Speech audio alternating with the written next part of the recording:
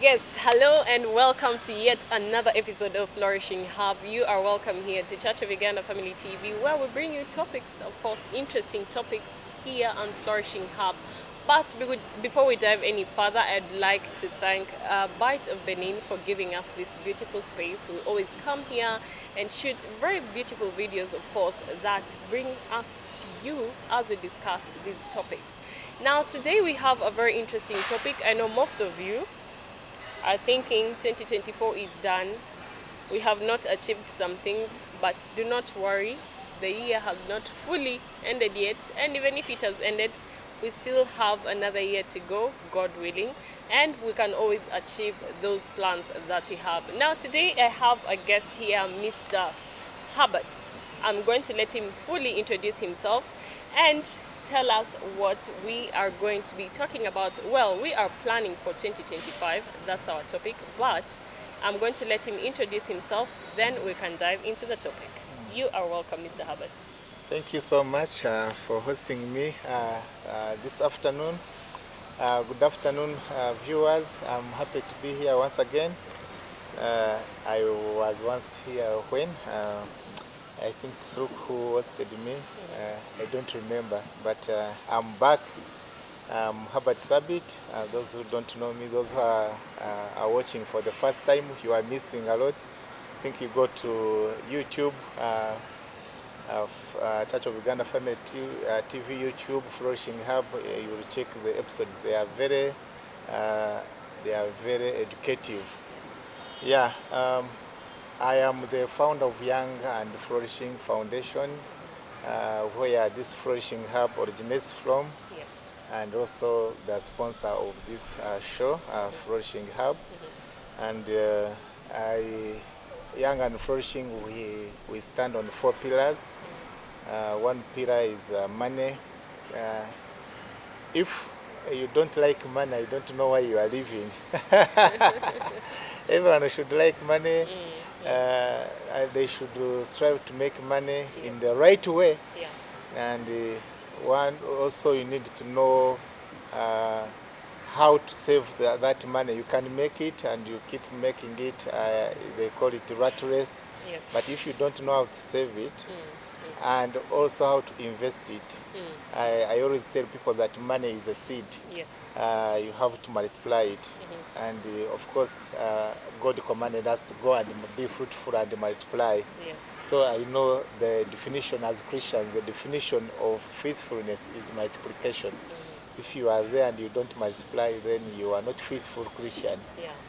Any living thing, including even grass, they have that seed of multiplication. So if you are just there, you started 24, and there's no growth in you, you have not multiplied anything, what unto you? No.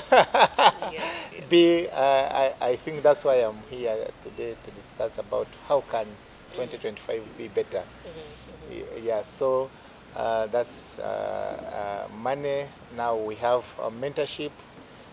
We believe there's no any successful person who doesn't have a mentor. Yeah. Myself, I have many mentors. I have 4 mentors in different categories, in money, in career, in religion. I have mentors in all of those aspects. So we advise young people to have mentors to guide them. There are some things that the mistakes that those mentors have made that you don't need to repeat. Yeah. Yeah. Then strategy is also our pillar. You have to plan. Yeah. Because if you don't plan, you will always be in other people's plans. That's true. Yeah, so you need to keep planning. So we encourage the young people to have their personal strategic plans. Then daring. You need to dive in. I wish I got to know this when I was young. Yeah, when I was younger, that you have to dare and dive into something. You do something. If it fails, you will not die. But it is a lesson. I always tell young people, people who have finished university, and because they don't have jobs, they go back to do masters, maybe like MBA. But to me, the right masters you can do is start a business. Yes.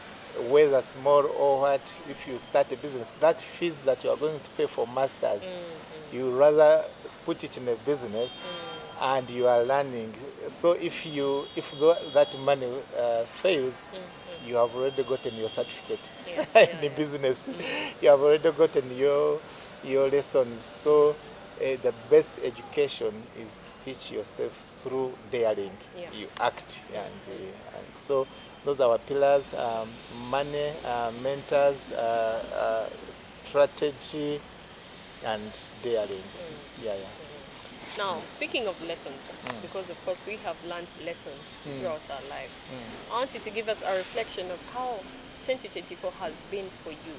What successes have you recorded, and what failures have you recorded, and what have you learned through those failures?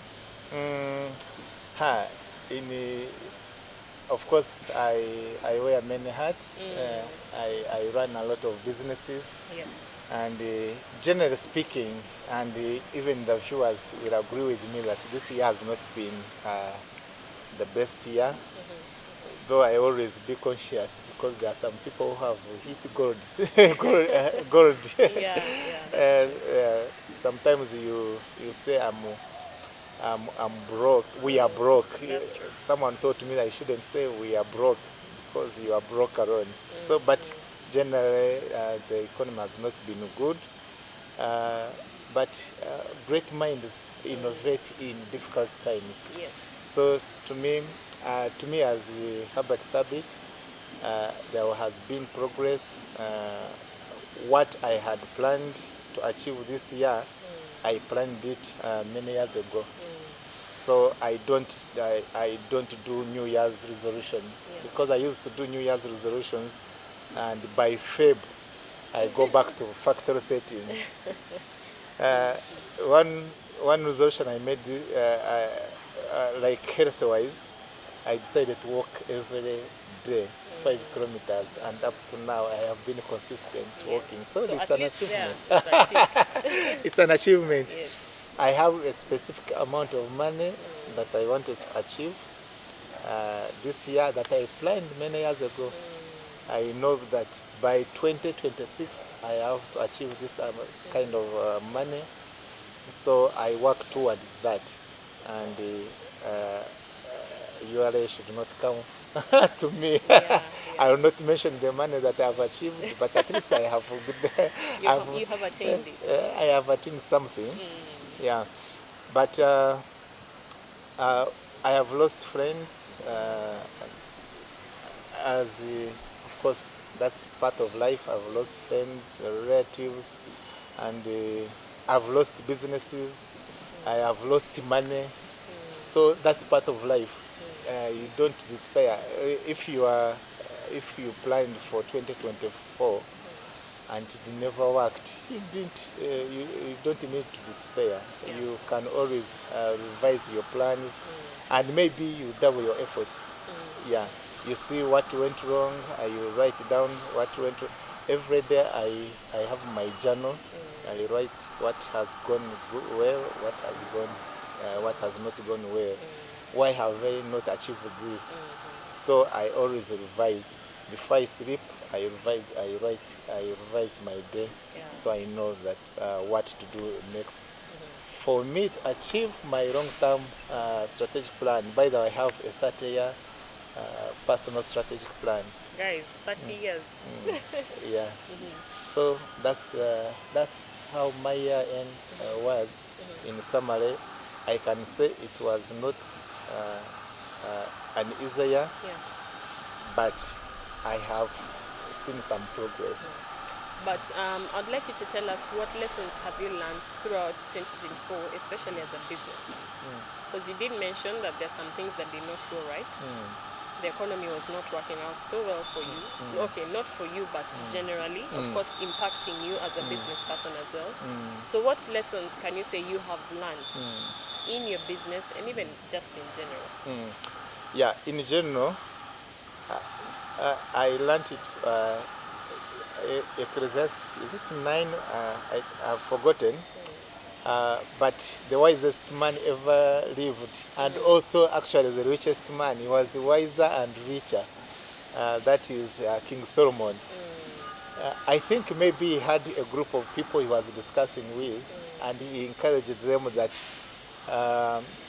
you need to invest in 7 ventures. Wow. And by the way, he said 7 ventures. Maybe they said, how can we invest in the 7 ventures? And they too many. So he added the 8th. He said, actually, 8. 8 ventures. Wow. So that's the lesson I'm learning. When I read it, I say, okay, you need to invest. If you need to invest in different ventures, and of course there is a benchmark of the wisest man who was given wisdom by God. So I think he was speaking on behalf of God that you need to invest in many ventures. He added that because you don't know what will happen on the land. That's true. So he was a risk management expert. Yeah. So to me, this year and the following years ahead, I have learned that I need to invest in many ventures. Yes. And true to my word, I have invested in government bonds, I've invested in real estate, I have invested in unit trust, and also in my different investment clubs that are doing different businesses. Because you don't know what will happen, like the way COVID came, it hit us. You don't know what will happen tomorrow. No one is sure of tomorrow. It's only God who knows about our plan and our future. So the biggest lesson that I learned this year is that I need to read the Bible and follow and follow King Solomon's advice of investing in 8 ventures. And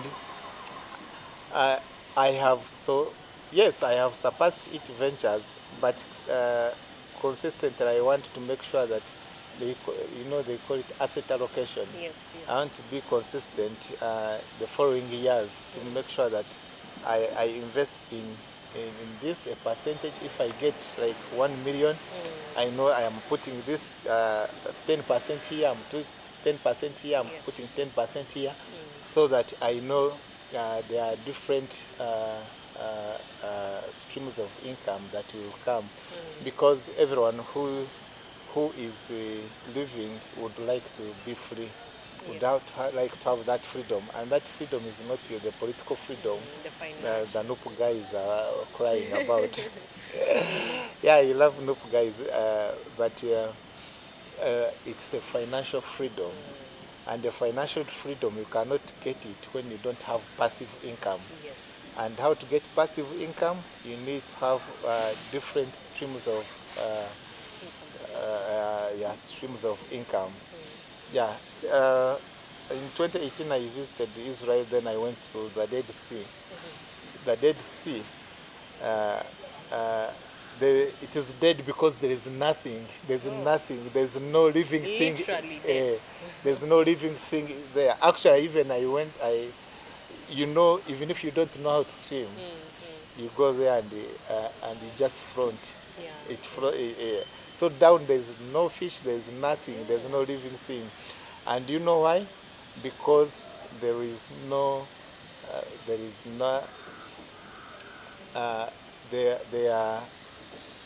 when water comes in, there's no outlet.